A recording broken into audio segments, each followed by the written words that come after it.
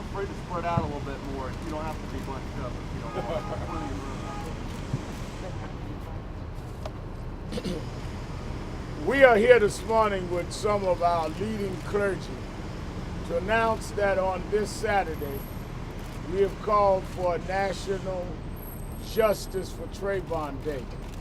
In 100 cities, people will gather in front of federal buildings and federal courthouses for 1 hour to have rallies and vigils calling on the Department of Justice to resume aggressively a civil rights investigation in this matter.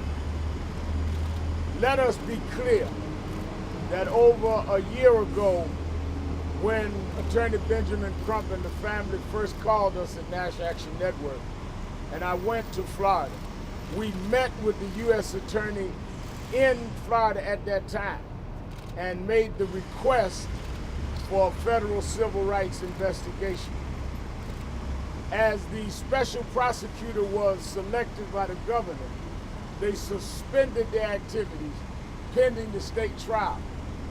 We are resuming that call. We are not initiating that call. So no one can say that because the trial went with a verdict we disagreed, that we are now coming to the federal government. We had gone to them initially and we are resuming that. People all over the country will gather to show that we are not having a 2 or 3 day anger fit. This is a social movement for justice. The verdict that has been given by this jury is the decision of the jury. But the underlying problem with the legislation of Stand Your Ground and the other issues that are surrounding this have rendered us vulnerable to all kinds of attacks in this country. Let us be clear.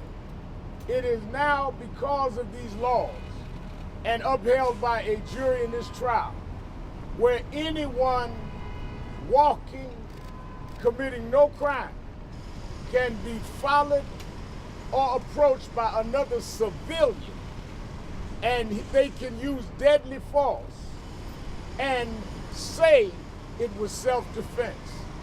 That is something that is frightening and cannot be allowed to sustain itself in our society.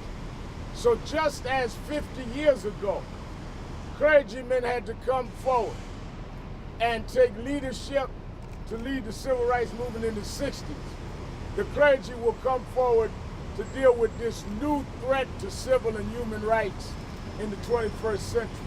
There's nothing more serious than our not being able to protect our children from unwanted, undeserved harm. Let us not forget, as we all watched every day of the trial, there was not even the hint that Trayvon Martin did anything wrong.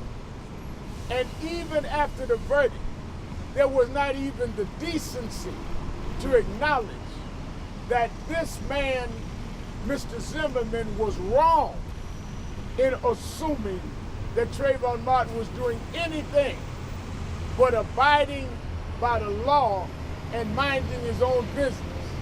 Yet he is dead. And we are left to tell our children that you just got to understand it. What is it that they can understand?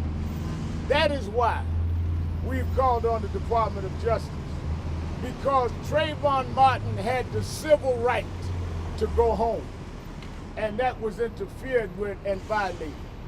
Secondly, on next week, Tuesday, Wednesday, and Thursday, July 23rd, 4th, and 5th, we will convene in Miami, Florida at New Birth Baptist Church and plan our drive to deal with the Stand Your Ground law in Florida and 29 other states. We will en masse move toward a major march in Tallahassee. Florida will be the battleground of a new civil rights movement, and all over the country, the Stand Your Ground law. The Stand Your Ground law was not used directly at this trial, but had everything to do with what happened at the trial. Mr. Zimmerman was not arrested the night he killed Trayvon Martin because of stand your ground. The charge to the jury on self-defense was tempered by stand your ground. As long as stand your ground is on the books, we will continue to have the potentials of other Trayvon Martins all over this country. Let us not forget that a young black woman named Marissa Alexander, who had been assaulted by her husband, even hospitalized, who had a peace warrant, and got into, after her husband and her went through this, got into a argument with her husband. She fired a warning shot in the wall, pointing at no one, hitting no one injured. They refused to let her use stand your ground in Jacksonville, Florida.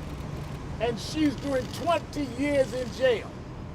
There's something incongruous that a woman that hurts nobody is doing 20 years, and a man that kills a young, innocent, unarmed man is given his gun back and sent home. We will be in Florida en masse. And we want to put on notice those corporations that support Alec even yet, who has been the legislative group to support and to get stand your ground through in 30 states. Those corporations